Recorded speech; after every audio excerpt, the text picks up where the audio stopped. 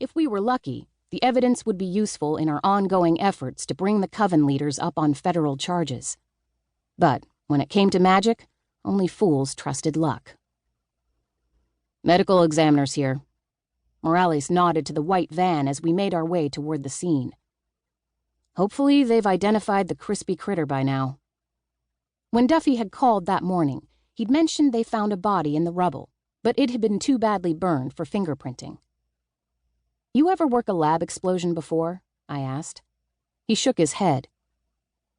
"Back when I was undercover in L.A., the MEA had a special task force that investigated clandestine labs. They handled all the explosion cases. I had a buddy who worked for them. He had some stories that made my work undercover seem like a visit to a preschool. How about you?"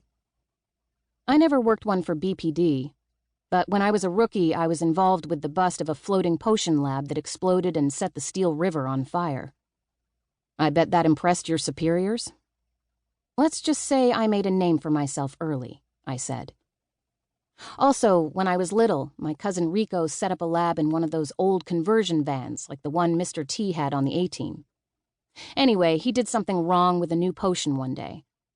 I guess when the potion blew, it clung to him like napalm. He ran screaming down the road, trailing blue fire behind him. His clothes and skin melted as he ran." "Jesus," Morales said. "What happened to him?" "Uncle Abe shot him in the head. He said it was to put him out of his misery, but we all knew Abe was just afraid Rico would snitch if the cops got a hold of him. Abe had been the leader of the Votary Coven until he'd been arrested for racketeering and thrown into Crowley Penitentiary for arcane criminals. Luckily, I'd left the coven a few years before he went down." "I'm not a fan of your uncle," he said, "but it probably was the most humane thing he could have done regardless." I didn't respond because I didn't like to give my uncle any credit, especially if he deserved it.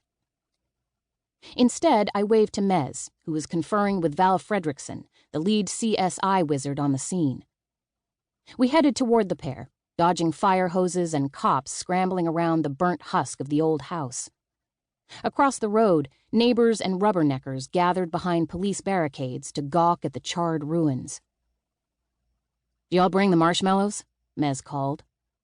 That morning, his dreadlocks were pulled back and woven with jade amulets and copper bells. He normally wore dark jeans with embroidered waistcoats. But in deference to the mess at the scene, he'd thrown coveralls over his clothes. Despite the outfit and the setting, he still somehow managed to look elegant. Val rolled her eyes. The pair were both talented wizards, but they were total opposites. He was tall with Japanese features, and she was short with waspy blonde hair. But together they made up a sort of yin and yang of magic. "Good morning," she said. "I hope you don't like those clothes." She wore blue scrubs, her typical uniform when working a messy scene.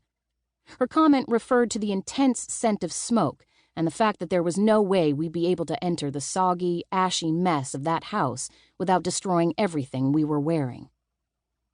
Luckily, I decided to forego the ball gown today. I wasn't too worried about the worn jeans and gray V-neck that made up my warm-weather work uniform, and my boots had slogged through way worse stuff than wet ashes. "Any new information on the Vic?" "They found a wallet on the scene, but until Franklin does his stuff, we won't be able to verify the deceased is the guy in the wallet." "What's the name?" Morales asked.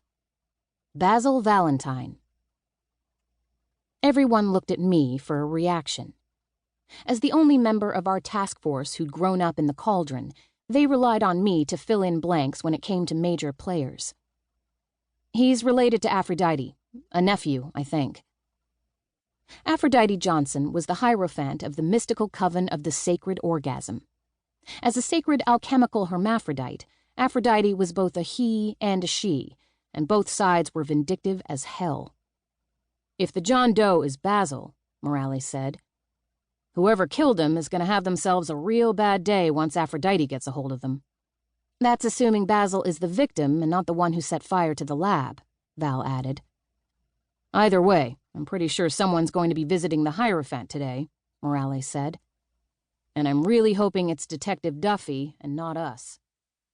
"No shit."